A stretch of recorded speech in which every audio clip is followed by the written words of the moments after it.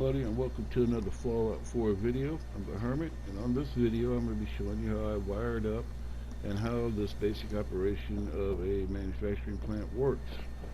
Now, I've tried many videos on how to do this, and they either take too long or you're just going to hear me doing a lot of cussing, which I don't like to do, so we're just going to make this short and simple, and we scaled it down a little bit.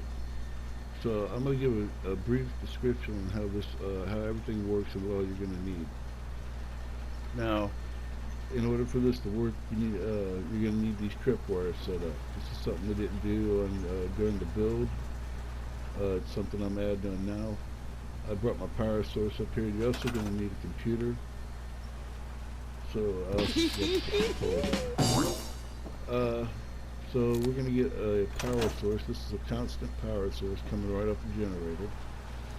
And the way these work is you have two lines going to them. One's a constant power, and one is will come off there. Will come off the tripwire whenever it's tripped and send power. And what these do is they tell this thing not to run, because we don't want our vacuum hopper pulling materials out as I'm trying to put them in there. So what this does is, as these objects hit them laser tripwires, it tells this vacuum hopper stay off. I'm filling up.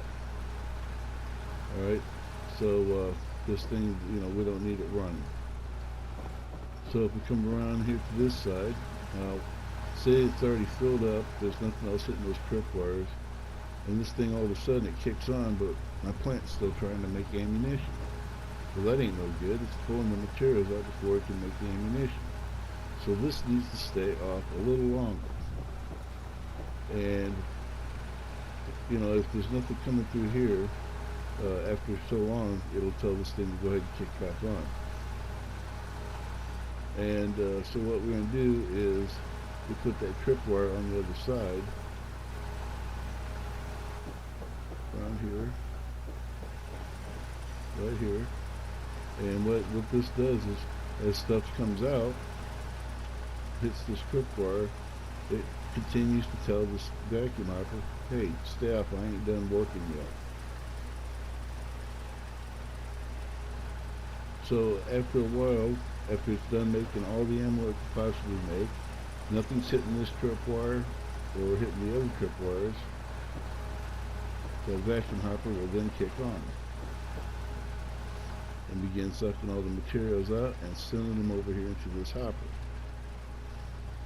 Now, another problem I had, and I'll go into it in just a minute. But first, we're going to go ahead, I think, and go ahead and wire these up.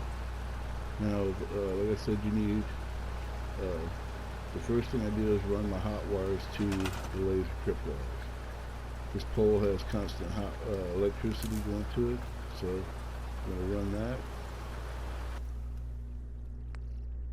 Uh-oh. Try this again. There we go.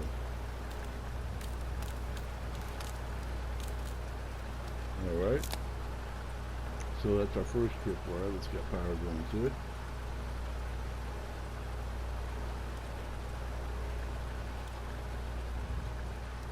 And then let's go over to this one. And I think I'm going to put another pole in here. Yeah. I don't know if I can run off there. I'll come back to it. Alright, so off my machine, which already has power going to it, I ran power to this pole and over to this one. So we're going to go ahead and power up these other two lasers. So now we have left is this one. And I'm going to go ahead and put another pole there, I think. I don't usually like using wires like this. I use conduit, but for this is just going to give you an idea how it's wired.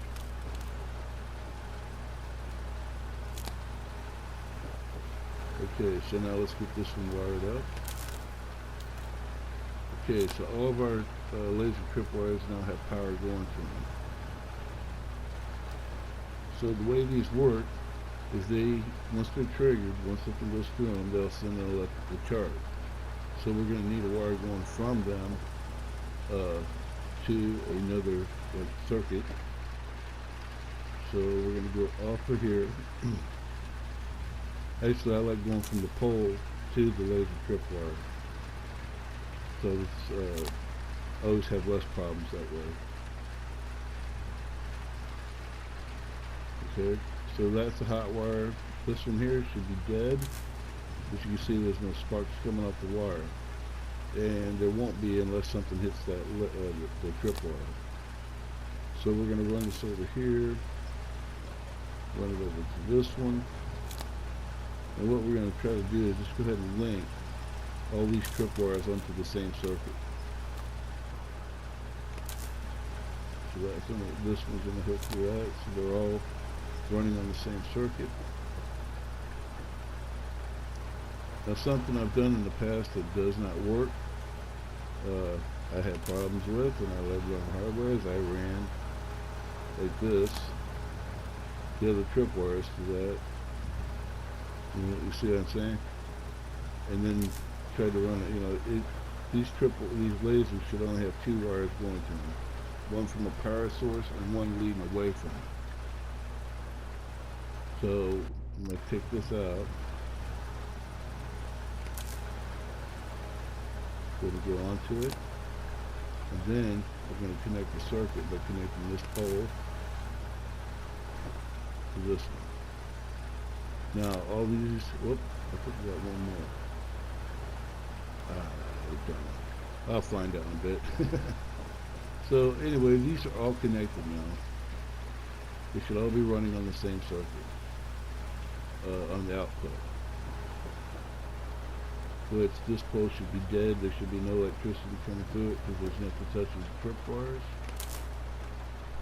Bam, just like that. Okay, our next thing we're going to show you how to do is hook up these logic gates.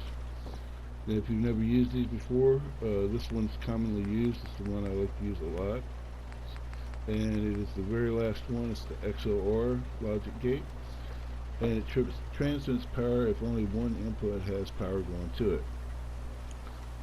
So I'm going to explain how that works. When you put this up here, it's got two. This is the input. So I'm going to send power, which this is constant power coming off the generator, onto this input plug. Now at this point, it only has one power source going into it. So the output should be hot. Okay. Now, if this what would happen is if when I put this one in, now this is coming off of all our lasers. This doesn't have any power going to it yet because nothing's being triggered. So this logic gate still only has one power source, and that's what's coming off the main. As you can see, it's hot. Okay. So what happens is when those lasers are triggered, it sends the power into this wire, and if there's two of them going into there, the output will shut off. You won't have no power coming out of it. So what we're going to do is we're going to run these to a delay switch. Now the delay switch works in conjunction with your computer, and I'm going to show you where these are at. There's three different types of delay switches. Now we want the one that will, after a short delay, transmit power. It doesn't toggle or shut it off. We want the one in the middle where it transmits power after a short delay.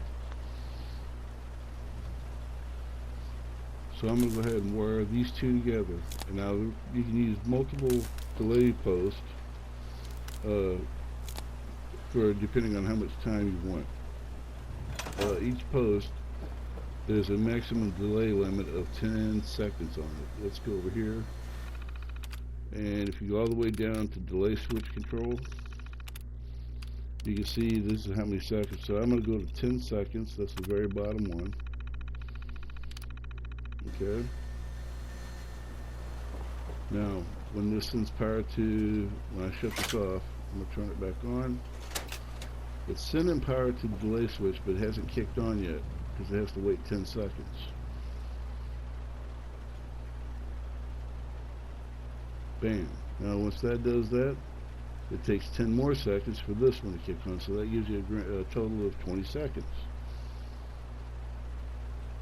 Bam.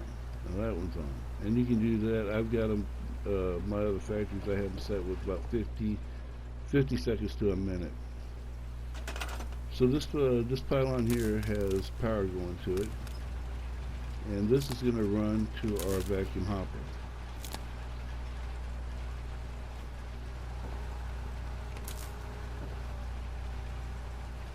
Just like that. So as you can see now, it is running. And it will stay running until something hits these tripwires. Like I said, once one of these get hit, it sends electric current up the wire there, which will shut off the switch. The switches back there, the delay switches, for 20 seconds. So as long as stuff is running through there, that vacuum hopper shouldn't run. Alright, so that pretty much explains how that works. Alright, let's give this a little test run here, see how this works. Let this carry me across the tripwire. And there we go, delay switch is off. Reset. And click. 10 seconds later, this one will kick on.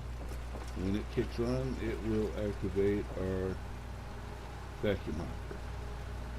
And have start pulling stuff out. There we go. So as long as anything runs over this tripwire, going into the machine or over there on the conveyor, this vacuum hopper will stay off. Any of these tripwires are made, vacuum will stay off. Now, and here's another problem. Here's the next problem I have. Is, well, after I'm done making all the stuff that I could possibly make, nothing's hitting any of these tripwires. This thing is full, but they don't have enough material to make anything else. After 20 seconds, the vacuum hopper kicks on. Right, and it starts sending stuff over here to this hopper. Now, the problem is that if this hopper is open, right, it'll automatically start dropping stuff onto my conveyor belt. That's no good. So it takes and pulls this stuff out, goes up, drops into there. Next thing I know, it falls and it hits this tripwire, which shuts off the vacuum hopper.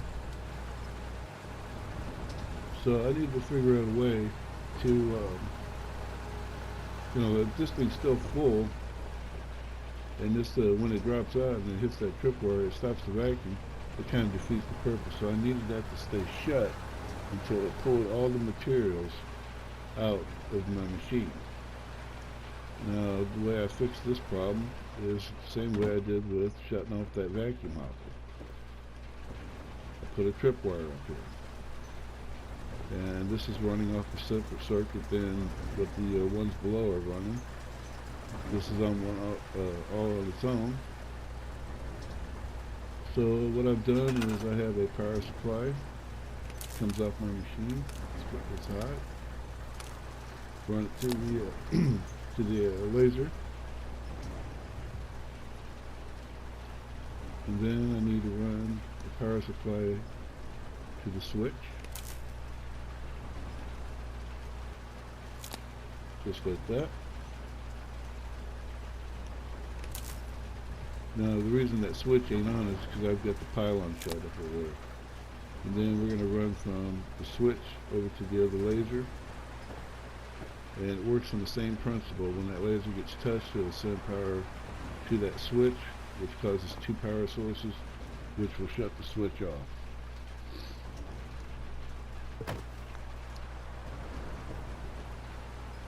So what I'm going to do now is I'm going to run the output off the switch into this pylon,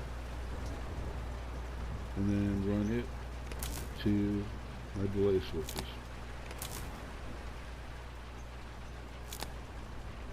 Okay. And from that, I'm going to run it to my hopper. So, the way this should work, first thing I'm going to do is I'm going to run down here and reset my delay switches, because I've added 2 new ones, so I'm going to make sure that those are running at 10 seconds each.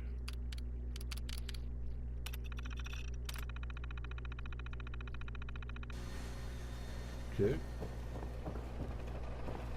And we're going to come up here, and we're going to turn on this switch. And there we go.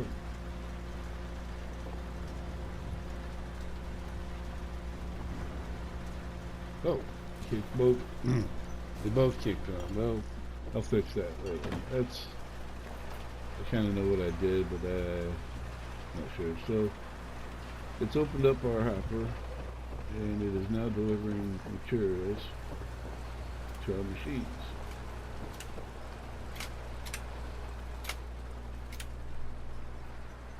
Now, every time one of them laser tripwires is hit, you'll hear this thing click, and all that's doing is resetting those delay switches. And as you can see, the vacuum hopper is not running.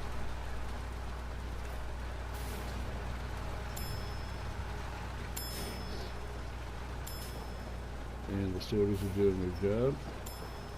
Whatever doesn't go into ammunition is going to go down here to this explosive mill.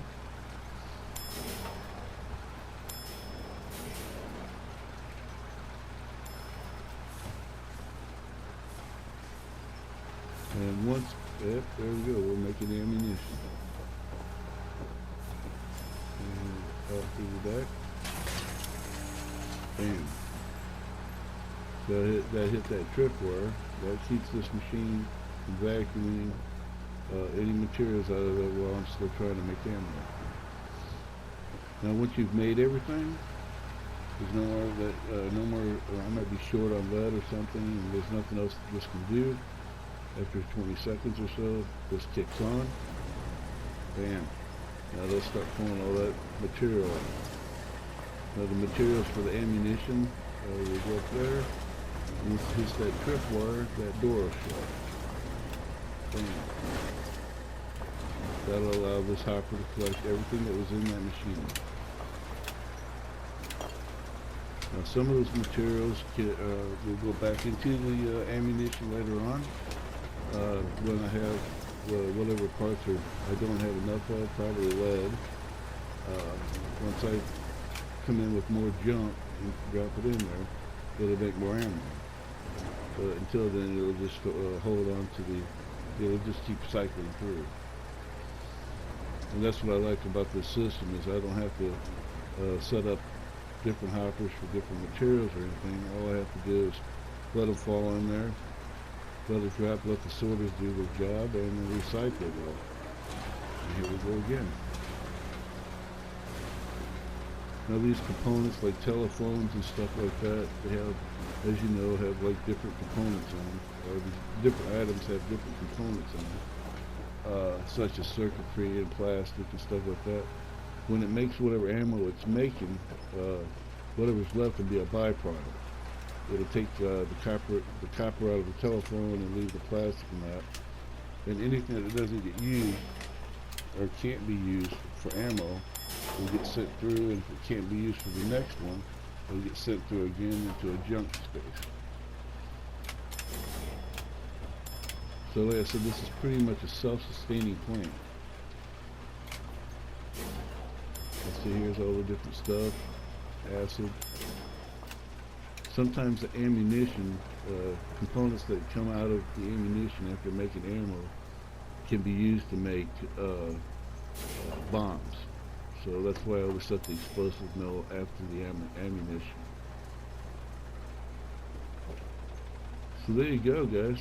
That's pretty much a breakdown of how this all works. I hope I didn't confuse anybody too much. I tried to keep it as simple as possible. I really did. If you try this build, I hope you do. Have fun with it. You're gonna guarantee you're gonna have a lot of fun. You're gonna have a lot of headaches, but it's worth it. So guys, until I see you next time, stay safe, keep playing Fallout, keep playing Skyrim, and peace out.